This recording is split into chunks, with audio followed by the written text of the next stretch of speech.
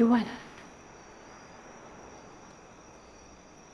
Kung pumunta ka dito para makita si Lola, huwag mo nang ituloy, Ina.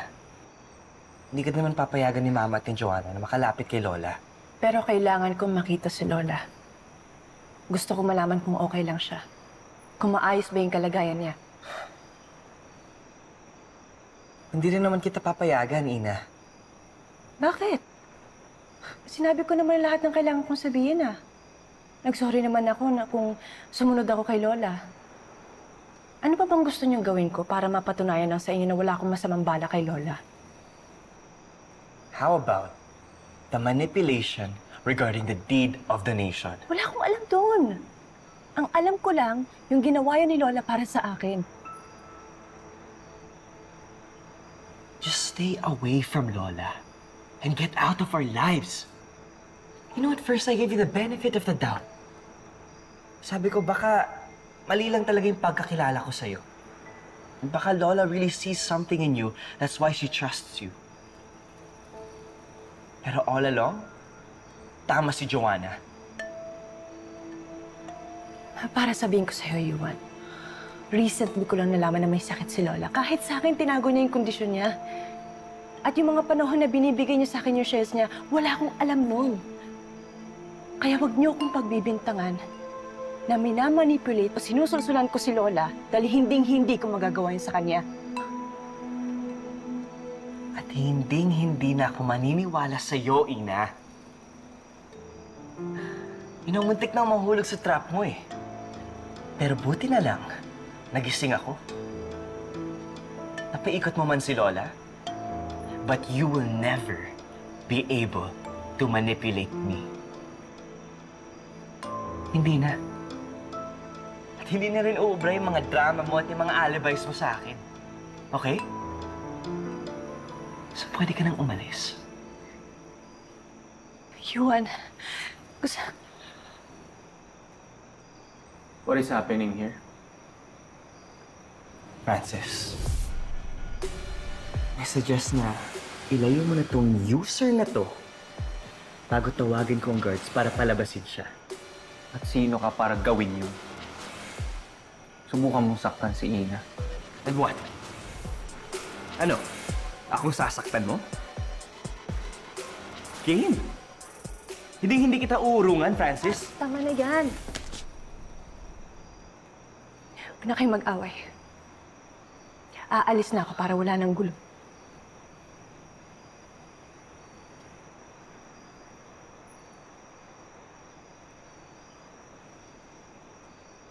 Ina.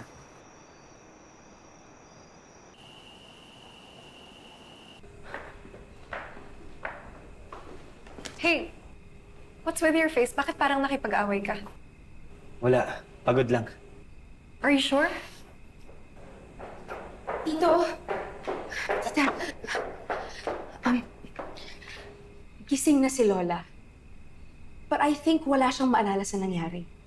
Hindi niya alam kung ano yung nangyari kanina at hindi niya rin alam kung bakit siya nandito. So, tama nga si Dr. Villa na may mga instances na magkakaroon ng lapses sa memory niya si Madam Aurea. At hindi maganda yun. Tita, that's why payag na ako sa gustong gawin dito, Charlie. At kailangan na natin siya gawin agad-agad bago pa yung magawa si Ina. Now, Ina will lose everything. Pati dignidad at reputasyon niya.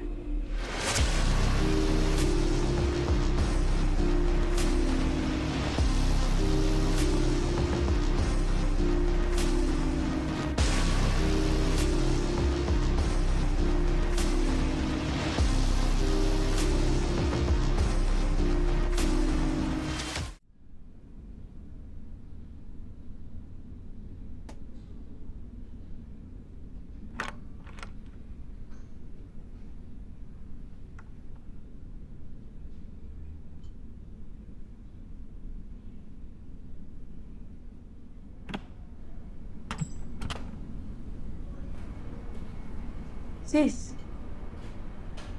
kumusta? Nakausap mo si Madam Aurea?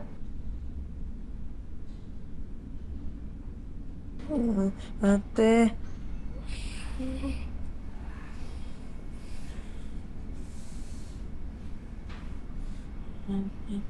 Ate, bakit ka iyak? May away sa'yo, no? Okay ka lang, ate? May sakit sa'yo? Ate?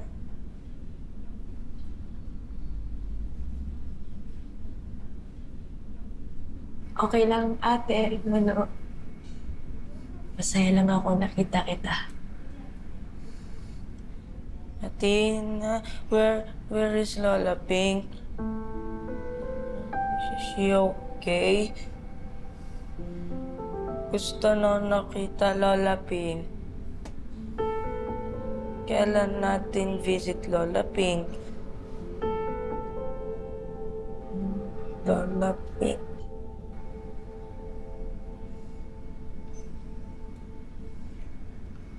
Lola Pink.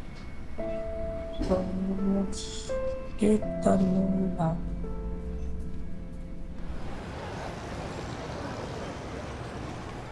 What do you mean hindi totoo yung deed of donation na ginawa ni Lola para sa aming dalawa ni Yuan? Ano yun? Parang fake? Walang bisa? Huwag ka munang mag-overreact, Joanna. Pakinggan mo muna kami ni Charlie. We did what we believe was the only way. Para makuha nyo na yung shares nyo talaga ng kapatid nyo na para sa inyo talaga. At mabawi na kay Ina. Listen, Joanna. The moment we learned about the illness of your Lola, naisip lang namin nila na pwede namin itong magamit para mapawalang bisa yung binigay ng Lola ninyo kay Ina na deed of donation. And ako naman as a lawyer, nagpa-process na ako ng mga paperwork documents, mga legal papers para maging authentic to. Kasi palalabasin ko, bago pa ma-diagnose ang inyong lola, meron na talagang original na deed of donation na binigay sa inyo ni Yuan. So yun ang gagawin natin. Alam naming mali. Pero ito lang ang tanging paraan para hindi na makapalag si Ina. Once na mapunta sa inyo ni Yuan ang share, kayo na ang mamamahala nito. Di ba yun naman ang gusto mo mangyari? Pero Tita Lani, si Yuan ba alam to? Mas makakabuti kung walang alam ang kapatid mo. Pati na rin si Sonia. We need to contain this. Tayo lang nakakaalam for now. Pero Tita Lani, Well, Joanna, kung ahayaan nyo na lang na maibalik sa dati ang shares, magiging parang guardian na kayo ng kapatid mo sa lola nyo, di ba? And, to be honest, no? Wala kayong magiging karapatan dito sa lugar na ito. At ang nakakatakot pa nito, and there's a possibility na mag-appeal tong si Ina para mapatunayan na meron talagang bisa yung deed of donation na ibinigay ni Ma'am Oria sa kanya. At kapag nagkataon yun, Joanna, I'm sorry, makukuha niya yung shares ng kapatid nito. I don't think so, nang papayag. So, hell no, Tito Charlie.